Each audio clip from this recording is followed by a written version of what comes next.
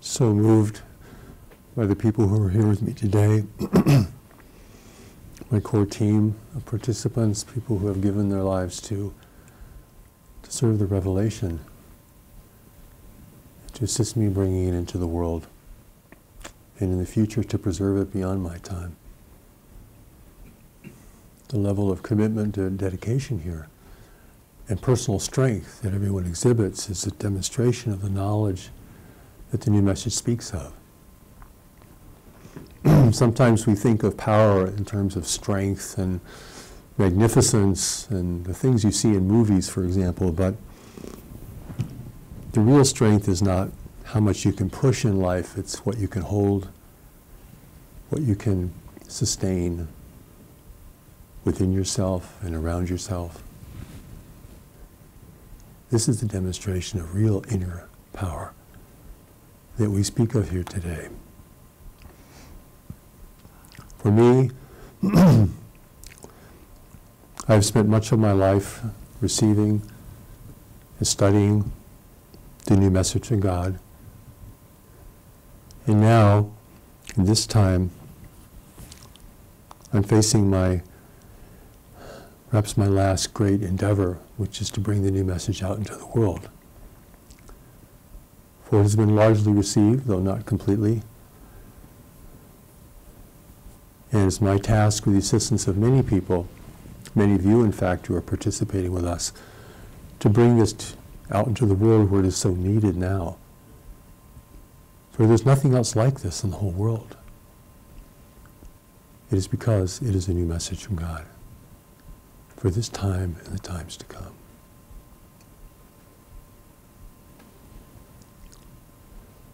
What many people don't realize is that for much of this time of preparation for me, where I was being tested and prepared, I worked in obscurity with only a few people to assist me, some of whom are here with me today, amazingly. While we endeavored to publish certain books and get them out into the world, such as Steps to Knowledge and Wisdom from the Greater Community, I was held back for much of this time until the new message could reach a state of readiness for me to present it as a new message from God, and not simply as a teaching or an important teaching. My journey of initiation began in 1981, but it was not until 1999 that it was revealed to me that this was a new message from God. So for those 18 years, I had to receive and prepare and study something that was in preparation, in formation. So I know what it means to follow the invisible light. I know what it means to live without definitions or without a complete understanding of what I'm doing or where it's leading me or what it will ultimately produce. These things hold true for you as well, though perhaps in a much larger scale. But my life is a demonstration for you, and my life has been given for you and for so many others who have yet to find this revelation, both now and into the future. For the new message is meant to speak to people 100 years from now and 500 years from now. It's not just for our time at this moment. This is a preparation for this time and great transition for humanity into the greater community of life in the universe. But it's also for a time once that transition has been completed. When you study the revelation, you find as you continue to read it or review it over time that it keeps offering you more and more and more. Even steps to knowledge, which steps are given with tremendous simplicity, clarity, making it much easier to translate into many languages as it is occurring right now.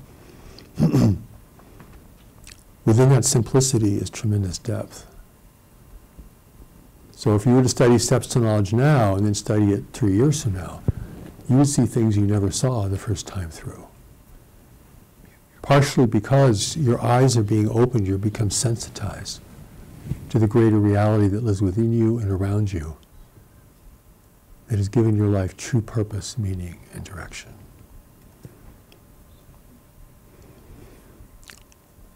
It's a greater coordination that has brought me into the world to serve in this capacity, to prepare for so long for a very great and challenging and burdensome role.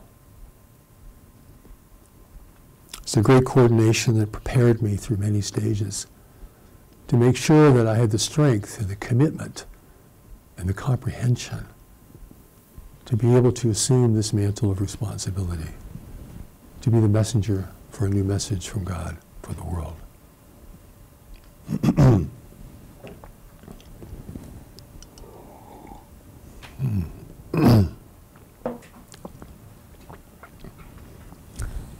I'm going to talk a little bit about the Great Coordination today.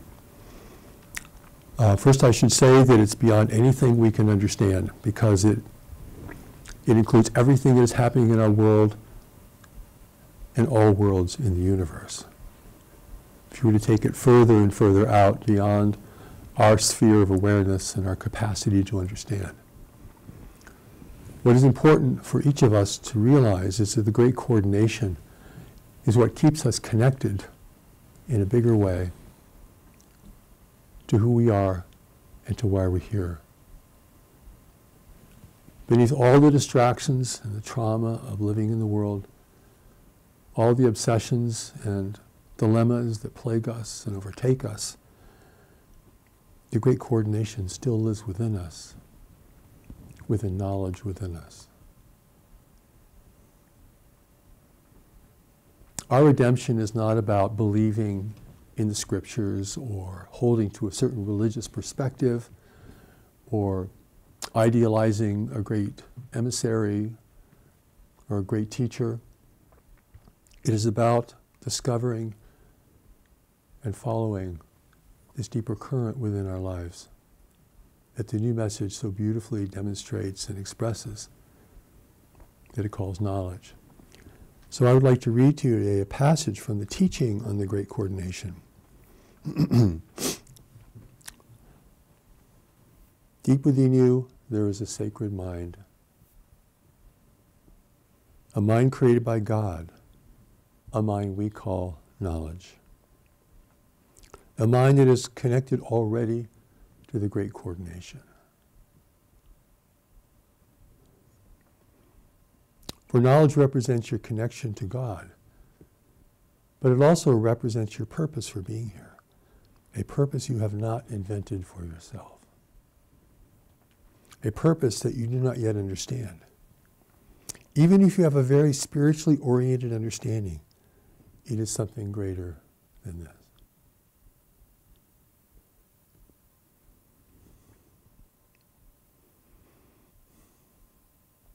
Goes on to say, while you seek union in relationships so hopelessly, while you seek to fulfill yourself in the world so hopelessly,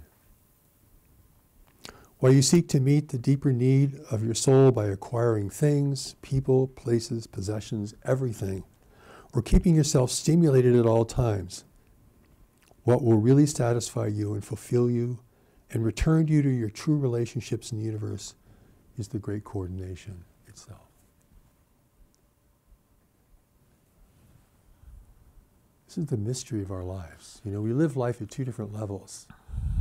We live life in the world as a worldly person, trying to survive here, trying to function here, trying to navigate changing circumstances around us, trying to find happiness or reprieve wherever we can. That's 99% of our awareness, perhaps. There's a deeper current of our life,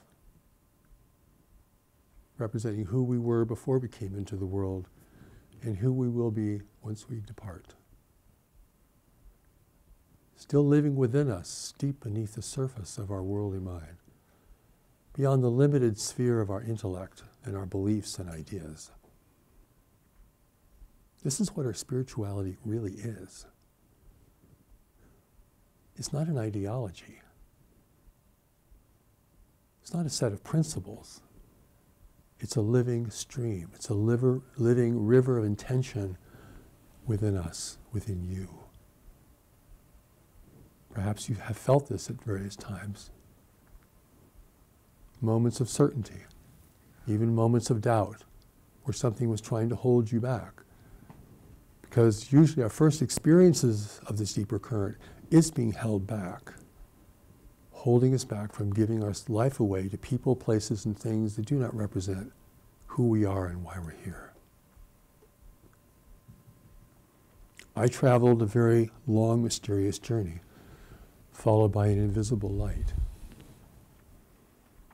That's because to be guided in this manner is not to be like a limp doll or a puppet on strings where you're passive and you're just waiting for something to move you. More, it's like following an invisible light through the dark woods to places you have never been before. And you have to walk that walk. And you have to make those decisions to follow that. And you have to face and accept the consequences of following that. Without the walk, nothing happens. Without the journey, nothing happens.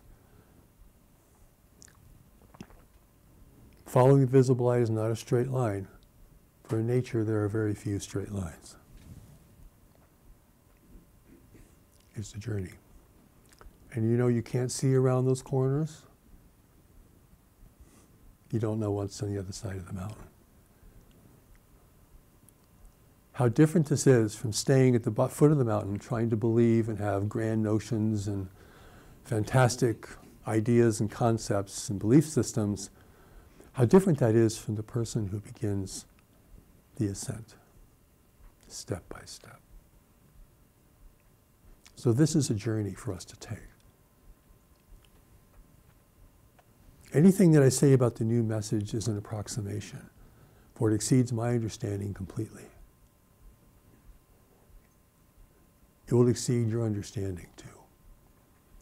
But what's very clear is the next step you need to take. Perhaps you already know what this is. That's because knowledge and the great coordination within you are trying to move you in the right direction. And the first steps of movement are to bring clarity and balance to your current life. For if your life is in disarray or you are engaged with people, places, and things that do not represent your destiny or the real truth within you, things that represent compromises or things you acquiesce to along the way,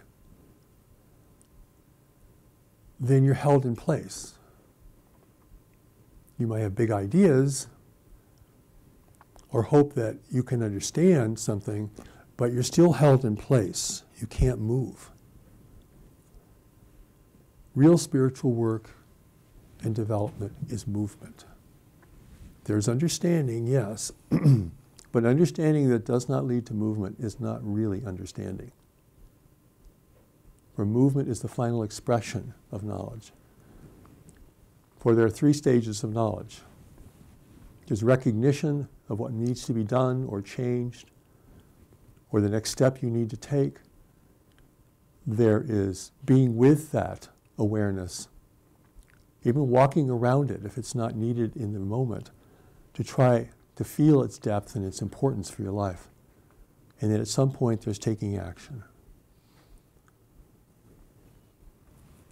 Knowledge can move you in an instant to pull you out of the curb for the oncoming bus, or pull you back onto the curb. But in most cases, it gives you a sign.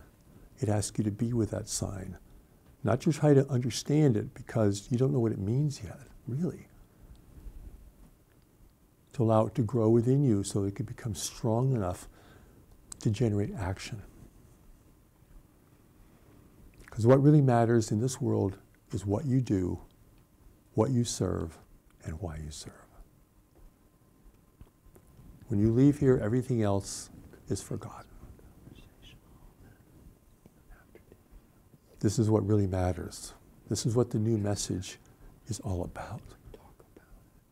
Is movement. Yes. The great coordination is within you. You cannot lose it. You can forget it, you can deny it, you can try to lose yourself in people, places, and things, or even in religious ideologies, become an adamant believer, but an adamant believer is still not a person of knowledge.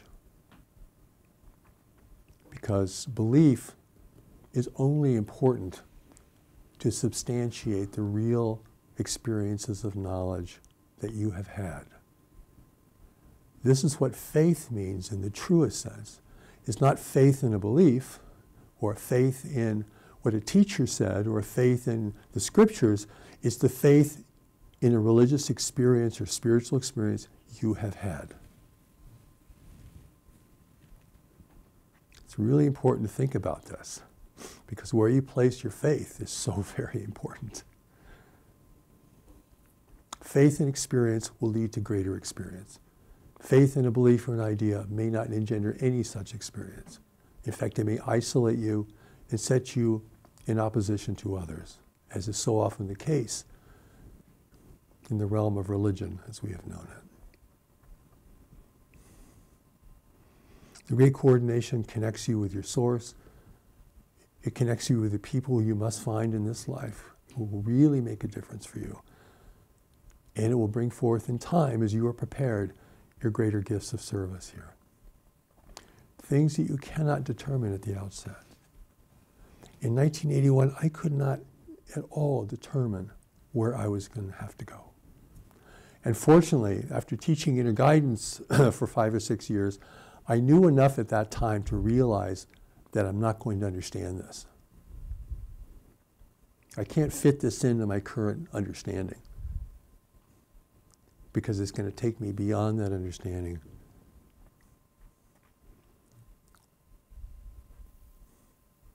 The presence of knowledge is not to confirm what you believe, but to take you where you need to go, to get you high enough up this mountain so you can see everything around you clearly and understand where you have been and where you need to go next. Very simple. But the amazing thing is that while on one hand it looks like you're giving up control, on the other hand, you have to establish tremendous self-control to do it. Overcoming doubt, overcoming obsession, overcoming distraction, overcoming the influence of other people when that is necessary. You have to become really strong to do this. Strong within yourself. The captain of your own ship. Not someone who's just waiting around for something to happen, hoping it will be better. Great coordination is a coordination. Coordination is movement. And when you are experiencing knowledge and acting upon knowledge, you are connecting to that great coordination for that moment, for that time, standing in contrast to your normal everyday experience. But you know, living separation, the new message calls separation, in a physical reality, we are blinded to the great coordination and to knowledge within ourselves. By the influence of people and the impact of the world around us and all the things that happen to us that engage us only at the surface of our life, we lose connection with the deeper part of us.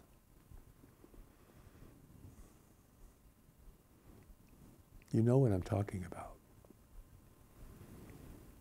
It's bringing us back. The new message both brings us back and leads us forward. It brings us back to our core reality, truly the immortal part of ourselves. It's still connected to God. It's still the only thing that holds our greater purpose and destiny in this world. Something our intellect cannot control or understand. And yet the new message moves us forward because we have to break new ground. Our life needs to move. If we become stagnant, then all manner of self-conflict, poor mental, physical health emerges. For life in the world and physical reality is about movement and getting things done.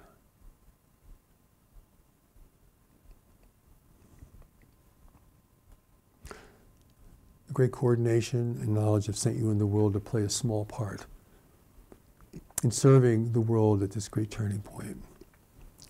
Whether the service happens through the new message or through a different avenue, the outcome is still the same. Your mind wants many things, it wanders, leads to living a very haphazard life, but within you there is a center line and a direction. And once that becomes activated, your life begins to really move. And that is important. The movement is not immediate.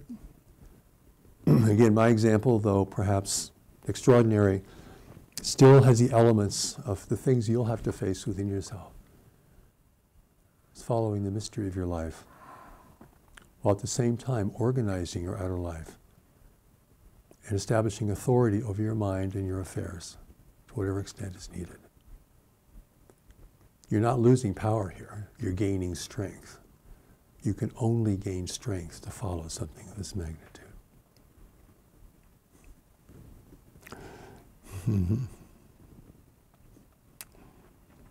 I have traveled this journey for a long time because a great plane needs a long runway, and my life is a great plane.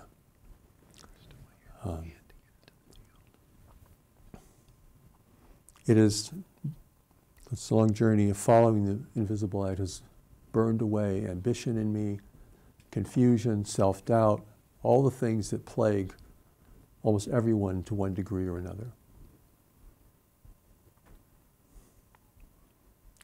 On one hand, it's breaking new ground, learning new things. On the other hand, it's simplifying your life down into what's essential, elemental, and fundamental. You become more of who you really are and less of what the world has made of you, less of what you may have made of yourself. It's a process of reduction, ultimately. But it's also new learning, new understanding, and here your intellect becomes a servant of knowledge, as it's meant to be. It's your navigation tool to be in the world. It's your communication vehicle. Without it, you can't be here. You can't communicate. You can't interact. You can't make a difference. So there's no denigration here of the intellect. It's just that its service has to be brought into a larger arena of life. Your intellect is meant to serve knowledge, ultimately, as is your body. Because who you are is beyond the mind and the body. Such a change from what you may have been taught before, or assumed to be true perhaps, but so perfectly natural to who you are.